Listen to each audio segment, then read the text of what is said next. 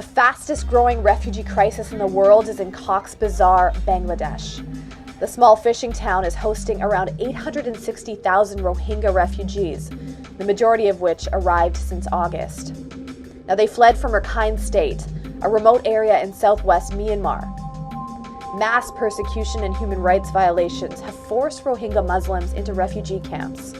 Still, any kind of violations are being denied by the Burmese government and its army. In the midst of this escalating crisis, Pope Francis recently visited both countries. Canadian humanitarian worker Fred Witteen was with him in Bangladesh.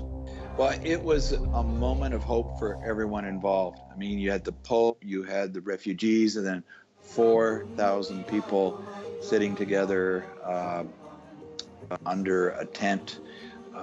It was an incredible service. He took time to listen to their stories and asked for forgiveness on behalf of the world. Prior to his visit to Bangladesh, Pope Francis met with Myanmar's de facto leader, Aung San Suu Kyi.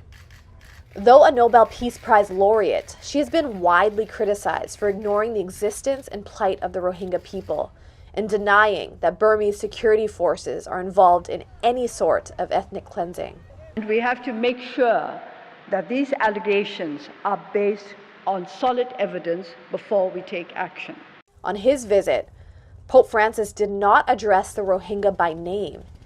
He says it was a strategic decision to engage with Burmese leaders. The controversial move did not seem to deter affection towards him in the refugee camps. It was incredible to witness. Having been to the camps many times myself, even as late as today, I've personally heard many stories of the atrocities that refugees experience when they fled Myanmar. So to witness the Pope hearing those stories too and being emotionally affected, I wasn't surprised. Despite the Pope's symbolic visit, there are still pressing needs on the ground. A massive immunization campaign inoculated more than 700,000 people. Emergency food assistance also saved lives. But at this point, humanitarian workers say the greatest need involves stateless children. These children just feel so abandoned. And in a sense, it's no surprise that they must truly see this place as a hell on earth. There are hundreds of thousands of children without parents. So child-friendly spaces, shelter, winter's coming. There's still a need for food, great need for protection.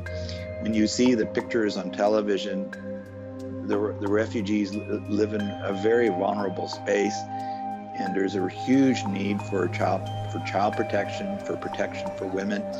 It really is a human tragedy here that demands a large-scale response from the global community.